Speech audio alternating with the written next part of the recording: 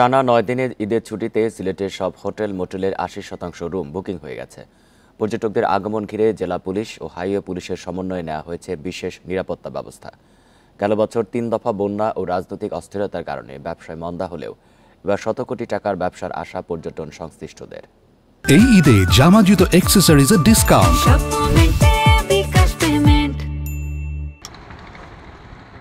উঁচু নিচু পাহাড়ের এমন প্রাকৃতিক দৃশ্য উপভোগ করতে প্রতি বছর ঈদ কিংবা বিভিন্ন ছুটিতে সিলেটের পর্যটন কেন্দ্রগুলো ভিড় করেন অনেকে।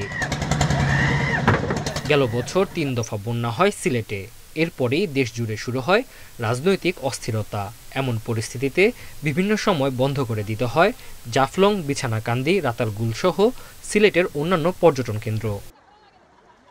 তবে এবার ঈদে ৯ দিনের ছুটিতে ঘুরে দাঁড়ানোর স্বপ্ন দেখছেন সিলেটের পর্যটন সংশ্লিষ্টরা। তাদের আশা, পর্যটকদের সমাগম হলে শত কোটি টাকার ব্যবসা হবে। বন্যার কারণে লোকজন প্রচুর ক্ষতিগ্রস্ত হয়েছিল, রাজনৈতিক অস্থিতিশীলতাও ছিল। যাই হোক, এগুলা কাটিয়ে আমরা এই বছর ব্যবসায়ীরা প্রচণ্ড রকমের আশা বুকের মাঝে ধারণ করেছেন। এই বছর আমরা সিলেট থেকে শত কোটি টাকার উপরে ব্যবসা করতে পারব। পর্যটকদের জন্য সব ধরনের প্রস্তুতি নিয়েছে সিলেটের হোটেল মোটেলগুলো। বুকিং হয়ে গেছে বেশিরভাগ রুম। অতিথিদের সেবা আরও নিশ্চিত করার লক্ষ্যে আমরা এবার আরও 33 রুমস বাড়িয়েছি, যেখানে এখন আমরা আমাদের টোটাল রুম হচ্ছে 131টি রুম।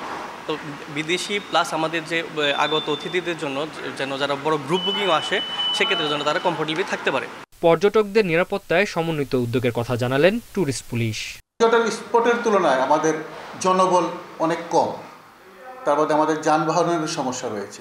হ্যাঁ, আমরা একসাথে সব স্পটে আমরা পর্যাপ্ত ফোর্স মোতায়েন করতে পারি না। এক্ষেত্রে আমরা জেলা পুলিশের সাথে আমরা সমন্বয় করব, যাতে জেলা পুলিশ আমাদেরকে সহযোগিতা করে। সিলেটে ছোট বড় মিলিয়ে হোটেল মোটেল রিসোর্টের সংখ্যা অন্তত 500। Independent news.